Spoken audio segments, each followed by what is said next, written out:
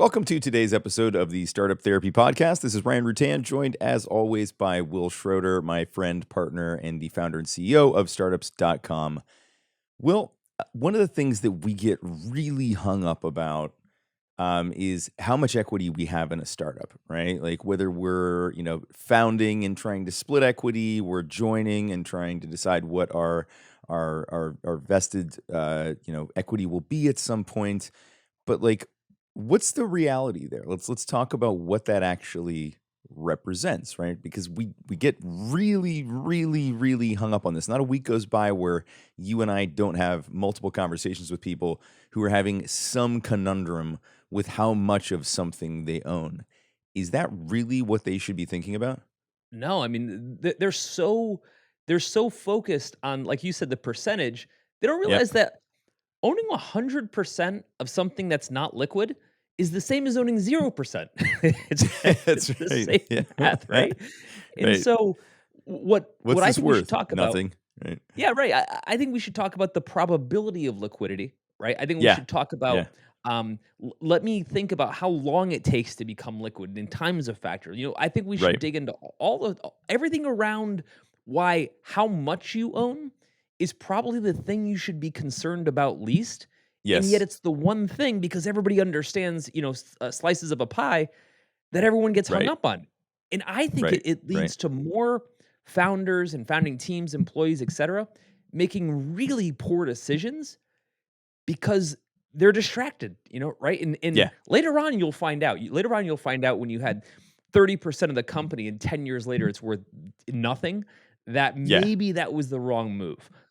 All right, so before we get into this next topic, I just want to let you know what we talk about here is like 1% of the conversation. Really, this conversation is going on all day long online at groups.startups.com, where Ryan and I pretty much talk endlessly with founders about every one of these topics. So if by the end of this discussion you like the topic and you want to dig into it a little bit more with Ryan and I, just head to groups.startups.com and we'll pick it up from there. Right. Yeah. I could have been focused on something else, like maximizing the value of whatever percentage I own, right?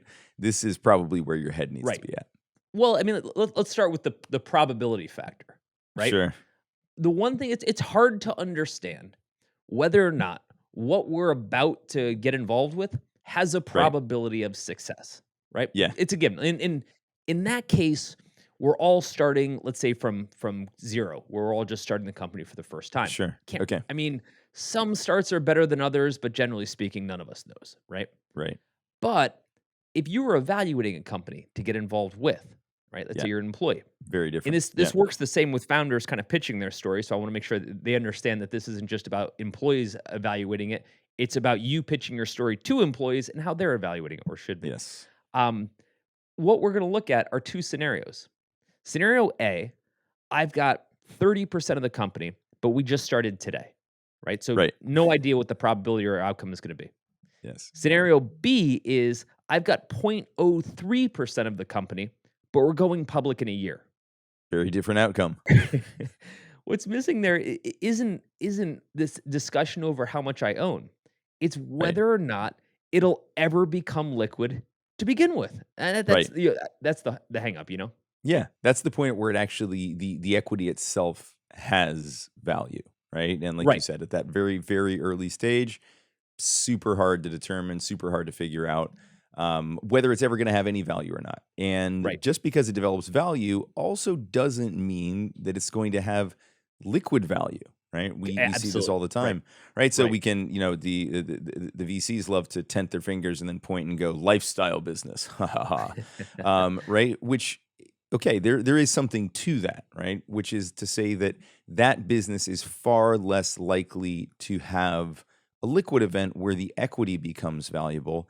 Doesn't mean the business doesn't have value. Could be kicking Right. off, 500K, 700K to the founder or the founders, which we've talked about before, is a meaningful amount of money. You don't have to Huge. make that Yeah. much money for very long for it to have value. But that's not liquidity within equity, which is where anybody else in the cap table starts to benefit, your investors, your employees, everybody else. So again, to your point, some of this has to do with the stage at which we're evaluating it. Can we see value in the company or not? What type of value has been created in the company, and who's doing the evaluating, right? Because it's a Right. very different decision for the founder versus employee 2 versus employee 500 versus lead investor versus last investor, right? So there's a lot of dynamism in this entire discussion. But back to your point, at that very, very early stage, how much you own of it is almost irrelevant because it's worth almost nothing at that point, Right. right? We want to fight for it, right? Because we get all Sure. pumped up because we're like, oh my god, if I only own 5% more, then this would be a Yeah. good deal, or I'm Yep. going back and forth with my co-founder. And look, there is a time and a place where that discussion is meaningful, and you'll be glad you fought for it, so to speak. But again, it implies that the outcome is a given, Right. right? That Right. outcomes always happen, and it's just a linear scale as to how much I Right. got. Right. How much I got A- and how long it took, right? Well, exactly, not right? quite. And it's like, look, um, when you go into something, even when you start your own thing, the probability of liquidity is so incredibly low. I think a lot of Yeah. founders don't realize this. Sure. We hear about exits and IPOs and all these things all the time. What we don't realize is we're reading about 0.0001% of people who get Right. to that outcome. Now, That's I'll right. also say though, there's a much larger percentage as far as numbers go of people who do have good outcomes. They're just not headline outcomes, right? Right. Right. Either It's it's not a $100 million small sale, outcome. Yep. yeah, or it's just a profitable company, right? Yeah. Where the Profitable founders are companies making are a great, by the way, guys. They're great. They're great. yeah, Have one. If you don't yeah, have one now, have one. If it yeah, also goes, public at some point or gets sold or there's a big liquid event, awesome. You know what? One of the keys to having that happen is the profitable company, right? So making maybe money. just start there, right? Well, But I so do what before we move on, because you've made this point before, and I think it's valid here. This notion around fighting for the equity because it is important. Um, One of the things that you've said in the past that I think really hit home is that equity, regardless of what it's worth now, does represent 100% of the future value of the company from an equity standpoint, right? sure, We talk about this in the context of, as you're thinking about, taking on investors, as you're talking about, how big the employee pool is, well, we need a developer, so let's give one 40% of the cap table so we don't have to pay one, right? Feels okay right now when the equity's valueless. If and when you do get to that liquid event, you'll feel very, very, very differently about that decision that you made in that time. So I think it is worth noting that yes, fight for it, then yes, move on. But do remember the fight part, because this does represent all that the company can be worth in right. that future, regardless of which way it goes. I have a friend who was a serial startup guy. And I Okay. think he worked at the time, thinking back, for like 5 or 6 different startups and like name brand startups at the time, right? Uh huh. Where he got like a decent sliver of equity because he's in the C suite. And time after time, for some unknown number of reasons, the startup ended up imploding before he ever got his liquid portion of it, right? I mean, this is like the Yeah. most unlucky, guy in that respect, right? Right. And I remember having this discussion with him, and I kept saying, when you're looking at these anymore, having done this enough times and having enough misses and basically burning about 15 to 16 of the most valuable years of your career, Yes. Yes. wouldn't all you care about right now is probability? In other Right. words, if you had 2 options, if I could get 1%, at stake in a company that I knew was gonna be liquid, or Right. 30% stake where I had no idea, I'd take the 1% every day of the week. Yeah. Because For sure. again, back to the probabilities. First, let's we have 2 compounding probabilities. First is the probability that the startup you're working at will ever become liquid. Okay, so Right. so that's one. The second is that you'll do 2 of them. The Right. probability that you're going to leave this startup if it is successful Yep. and go to another one, and that one's going to be successful too. Yes. It's Yes. so damn. That's like Right. winning the lottery twice. What you can put the number of people that's happened to on a single bus, right? Yeah. Like it's that small. Right. And so we've got this concept. And again, this is just, lack of, when I say maturity, I just mean evolution, kind of having been Yep. through our own careers and stuff. Yep. We have this idea that what I'll do is I'll work at this startup and it'll of course sell and Yeah, I'll of course get liquid. I'll be on the right side of the cap table when that of happens. course, And always. then I'll go on the next one, and then Yeah, I'll do it again. And of course, that'll sell, and I'll yeah, get liquid again. yeah. It's funny. But People start to treat it like investing in the stock market. 100%. It's Yeah, not because it's the opposite because you're talking about one market that is literally designed to create liquidity. I mean, there are market makers to ensure liquidity, right? On the startup side of things, it's exactly the opposite, right? There is very little liquidity, and when liquidity comes along, it's a big surprise and an outstanding and low probability event. But I think that people kind of have that mentality. It's like I own right, this much of this company. Right back to your right. point, when we think about those two paths, right? The one where like I'm going to get a larger chunk of equity of something that's less certain, or I'm going to get a small piece of something that has an outcome. So like if you're talking to the startup company, you're thinking about joining as a co-founder, as employee 5 or whatever it is, and they're like, okay, so what's our next step? And they're like, we're going to give you 30% equity. Okay, what are we going to do next? Customer discovery. Cool, right? The You're value of you're that starting the equity, race. Yeah, not much, right? Because you're just right. beginning. Versus, we're going to give you half a point in the company. Cool. What's the next thing we're going to do? We're going public in 12 months.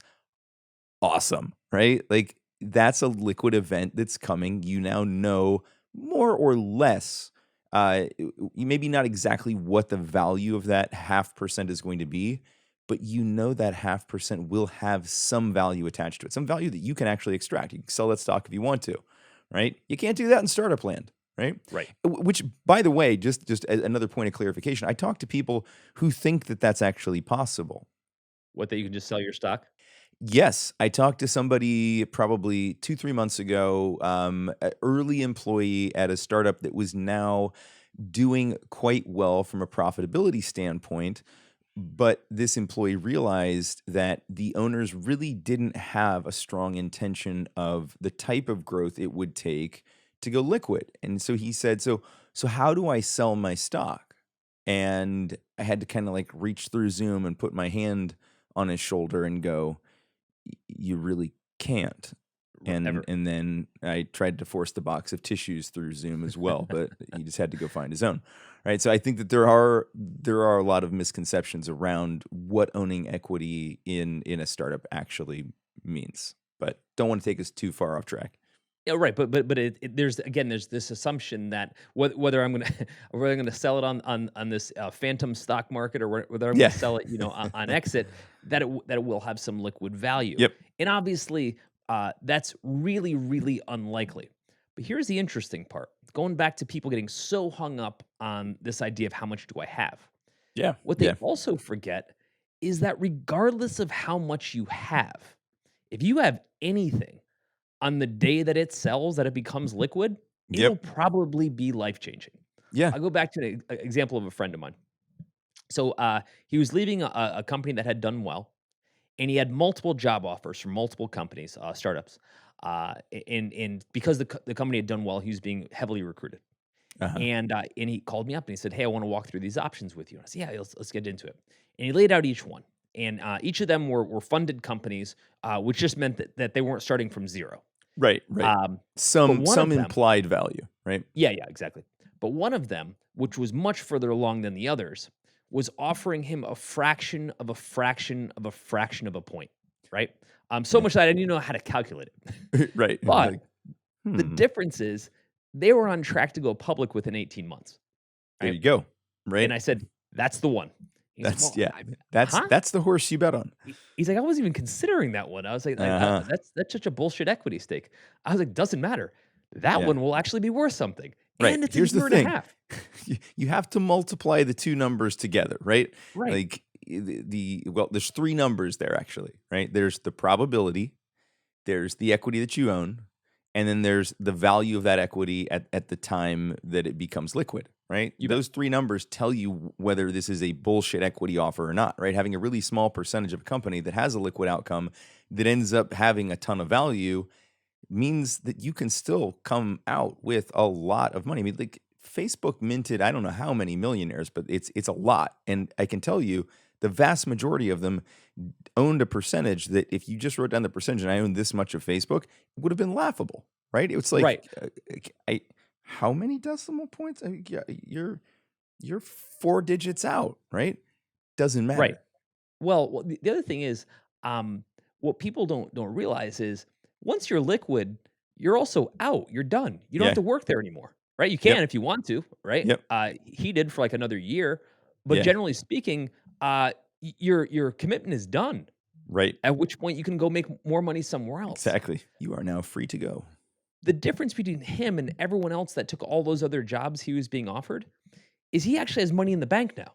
Right? Yeah. He has something to show for that year and a half Yep. in the year thereafter, right? What we keep doing, again, because I think we're really misled by startup success, is we keep saying, "Well, I'll just bank on this one," and I put 2 years, 3 years, 5 years, whatever, and it doesn't work out for any number of Right. reasons, and then I Right. go to the next one, and then I go to the next one, and I'm sure there's some founders listening going, "Yeah, okay, I did actually do this quite a few times," and I bet you don't have jack shit to show for it, right? Right. Unfortunately. That's what ends up happening is if you can't get something to that liquidity level, you Yeah. just wind up like my other friend who I said went Right. to 5 different startups, which are all venture funded startups, and he had a C-level position. And at the end of like 16 years, had $0 to show for it. Right? Right. In terms of liquid outcome. I mean, Right. hopefully there was some salary along the way, but there are easier ways to make money than startup hopping, especially if he was doing this. And often we do see this scenario, right, where you're taking less than what your market salary would be Right. in return for that equity stake, right? You're hedging that bet. You're saying, okay, yeah, they're going to pay me less than I could earn somewhere else, but this thing's going to, hand me a check someday. Okay, that one didn't. So this one's going to hand me a check someday. Right. Okay, that one didn't. So this one's going to hand me right, and that just this serial behavior repeats.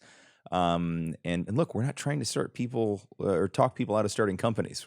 Quite the opposite. Like we want lots of people to Right. start companies. We just want you to go into this with the clear understanding of what the value of this thing that tends to be such a critical focal point. And like, look, well, we've seen companies blow up early stage over cap table arguments, right? At a point where Always. the cap table was valueless, right? Right. And it came down to just arguing over something that didn't have any value at that time, right? Right.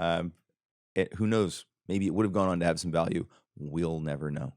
Well, I think part of that with a cap table that a lot of people don't comprehend is when I raise money, often the money that I raise has a preference attached to it, and the preference for folks that don't understand that means if somebody gives me $10 million, if I sell the company, they get their 10 million first without any respect to how much of the company they own, Yep.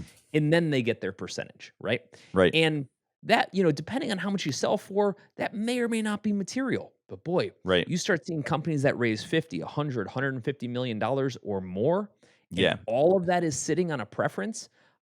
It makes getting an outcome that makes my percentage worth anything Right. really, Yeah. really, really difficult.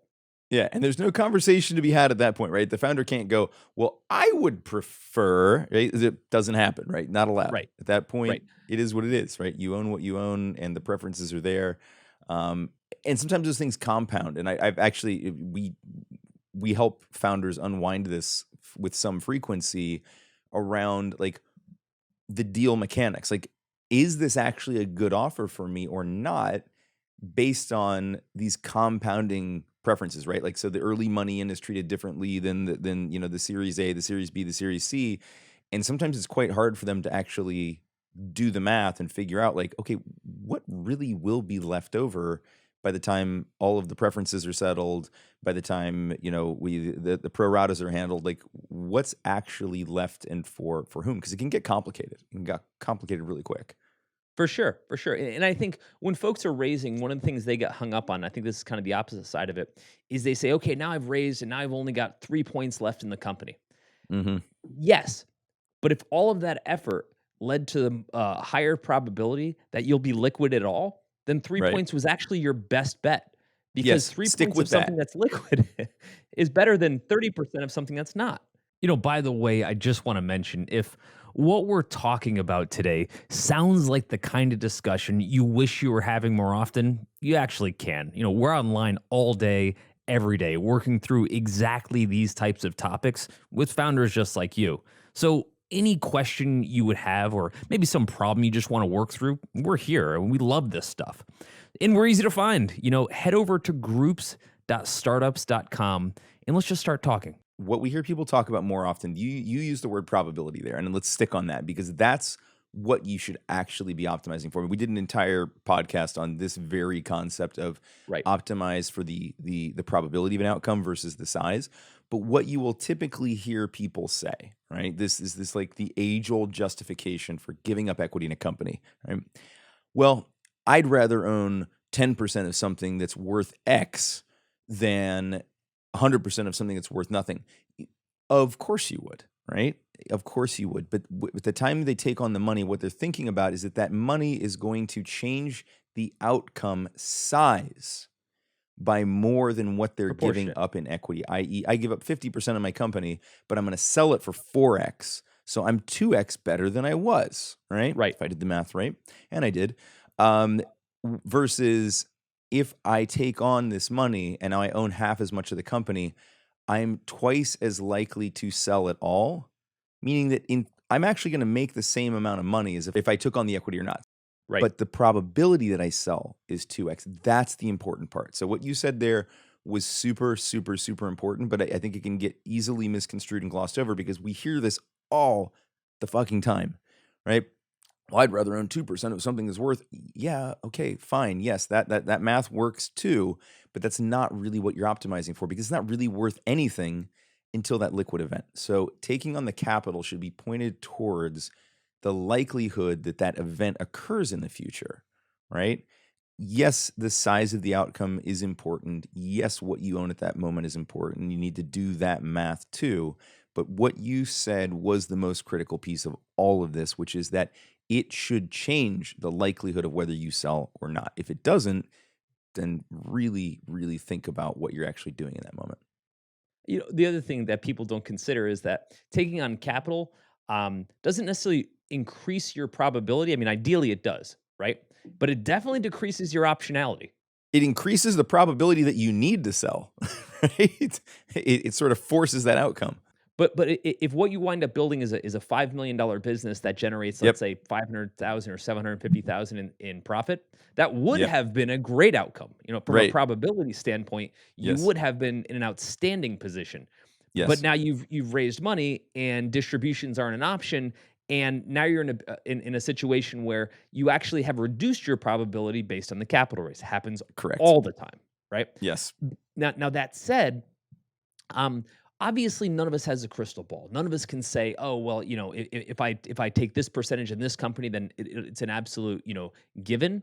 What we're really saying is, number one, if you do have the option of comparing probabilities, always go with probabilities over percentages. Sure. Yes. The second is there's really no way, since whether something can be probable, to know where it's going to go. However, if you do find yourself in a situation where you're on a train that actually does have some probability, hold on to that train. In Ryan, we go through this ourselves. We're about almost 10 years into startups.com. And we've built a real business, right? We've got an 8-figure business. It's profitable. It's debt-free. And we know it's worth something. We don't know how much, right? We don't know what our probability of this exit or that exit is. Nobody does, right? But we know it's worth something. Right. So the way we look at the business is we're not going anywhere until we figure out, how to maximize this outcome. Because for us, using myself included, jumping ship and going somewhere else doesn't make any sense. In my case, if I said, I'm just going to go start a new business, right? I own startups.com, but I'm also going to start this new business. And I'm like, fuck that.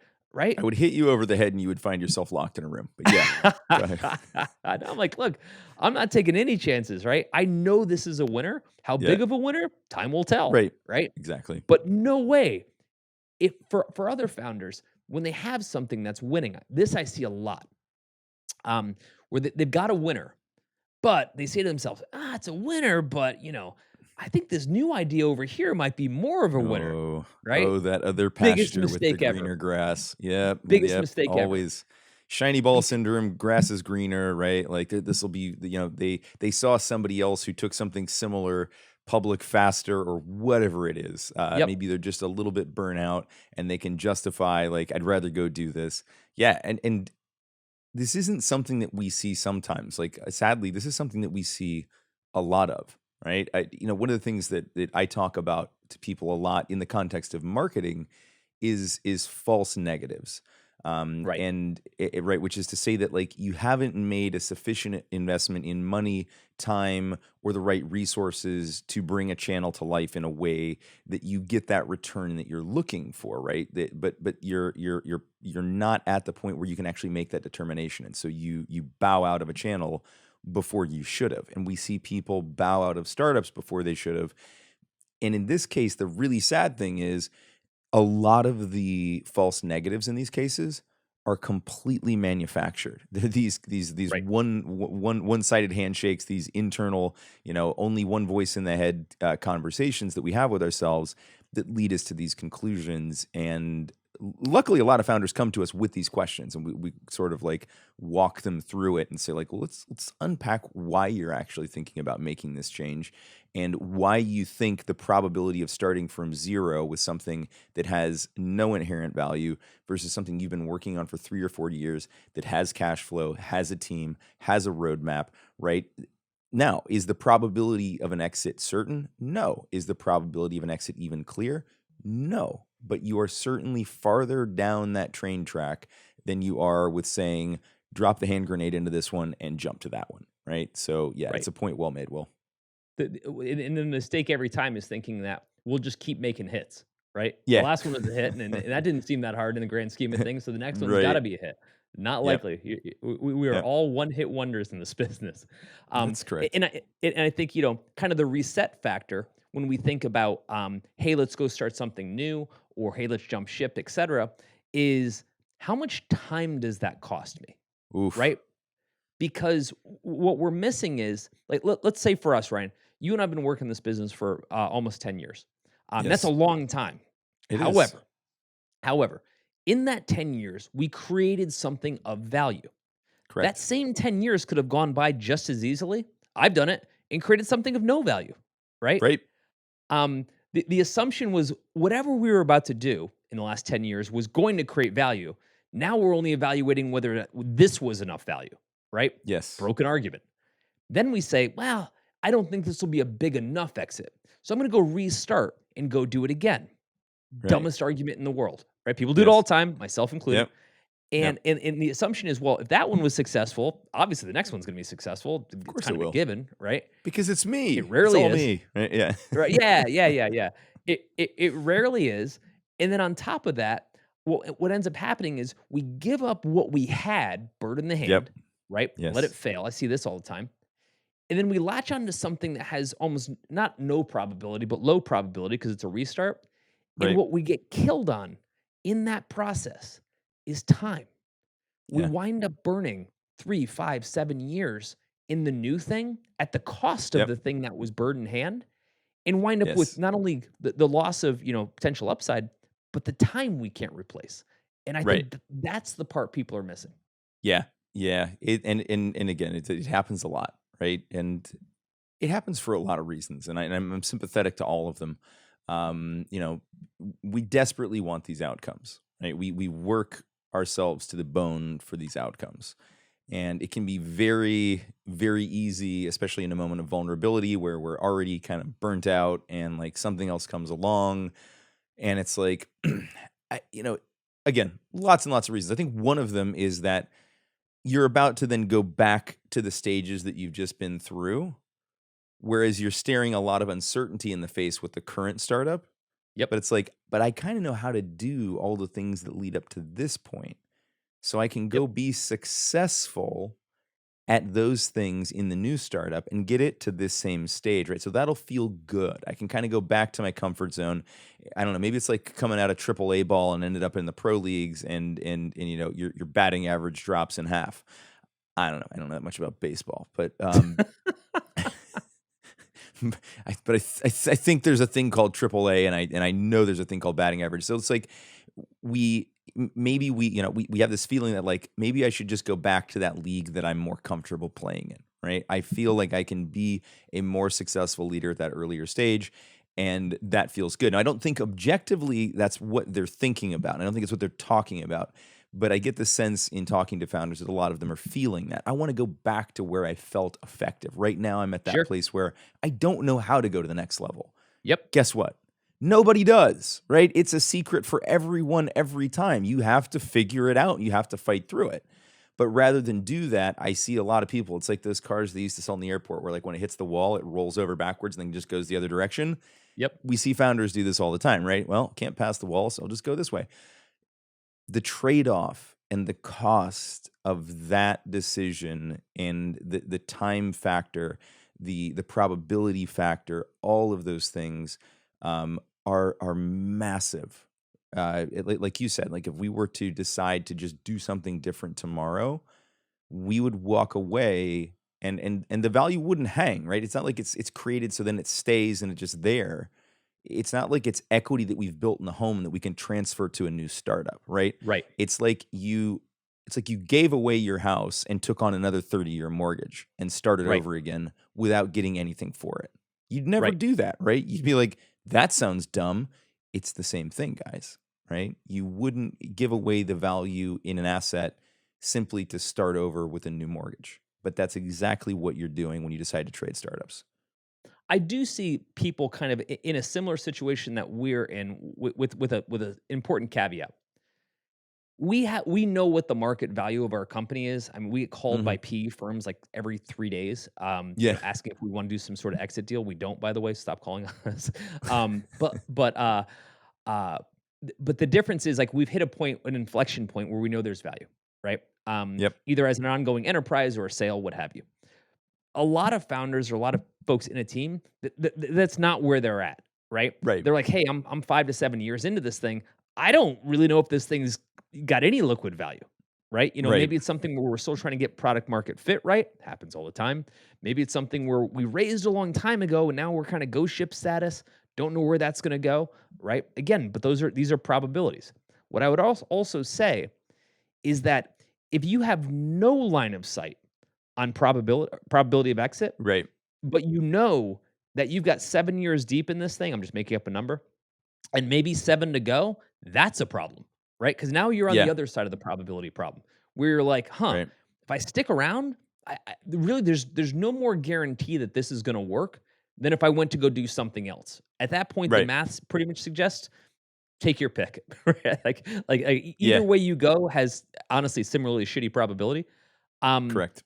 but at the moment you get line of sight on liquidity, hold on, right? Do the Right. best that Yeah. you can. Doesn't mean it'll always happen, but back to our assumption, jumping and starting over just starts that whole timer again. In Ryan, one of the things that I think you and I are more conscious of than ever is you only have so many years at peak earning potential, right? Correct. To be able to take these kinds of gambles, et cetera. You don't Yes. have that many options to let it all ride, right? Right. In your Right. 20s, you sort of do, right? In your 30s, you get a few more shots. By the time you get in your 40s and beyond, the cost of making Right. these errant decisions using bad Yes. math becomes exponential and in many cases irreversible. And I Right. think that's a part that folks aren't quite understanding. Yeah, that time curve really starts to work against you at some point, right? Like, Right. not to be morbid, but we're all working on a finite timeline. Sure. We don't know exactly what that finite timeline is, but we do know just from averages. You can sort of look at that earnings curve, and there is a peak point, right? And if you're on your third, fourth, or fifth startup, chances are you're in that period where you can and should, if you're trying to maximize earnings, maximize revenue, maximize salary, whatever, that's the time at which you're going to do it. Right. And so that absolutely has to be factored into that. You took me back in time with something you said a few minutes ago, which was around that you're at 7 years in, and now you have some line of sight on understanding. Like you're like, look, we're still looking for product market fit. We're still trying to do some of these things that are essentially aligned with what would be a fairly early stage startup, meaning that I've got at least another 7 years to figure out whether these probabilities change much. And it took me back to an episode that we did called, I probably slaughter the name, but it was something along the lines of how to know when to fold the tens. Yep. Right. And we went through some of the calculus on how you figure out whether this is the time to do this or not. And there's a lot baked into that, right? It was well beyond just the probabilities. It's how you're feeling about it. There was a very emotional episode as well. But the probability absolutely gets factored into that, right? If you're no more certain 7 years in than you were a year or two in, definitely time to really be thinking about this, and probably time to be getting some serious outside perspective on it from other founders, because it's either something that you're just refusing to see, or unwilling to admit at that point, about the business, right? And so seek some advice, seek some help, get some perspective, because if you're no more certain 7 years in than you are from day one or year one, that's kind of an issue, right? It's a real problem. Look, I think if what we're considering here is that all that really matters, like I said, isn't the percentage, it's the probability at all. I think Yep. time is a factor. I think situation is a factor. Like I said, where you might be in the cap table, or whether or not, if this thing does become liquid, it ever matters to you. Right. But if I had 5 decisions to make, every single time, I'm going to rank them backward by which one is the highest probability of outcome Yep. in the shortest period of time. Net of everything Yes. else, I don't care how much I own. All right, so that was fun. But let's actually keep this conversation going. You've heard what we think about this, but Ryan and I would really like to hear what you think. And we're online like all day long, pretty much talking about every startup topic you could think of, from fundraising to customer acquisition to just really how to get all of this crazy startup stuff out of your head. And there's tons of other founders just like you. They're weighing in on these topics, so you'll get a chance to just hang out and meet some really smart founders. We're also super, super easy to find. You head over to groups.startups.com and let Ryan and I hear what's on your mind. Let's get to know each other a little bit, and let's just start having more of these conversations.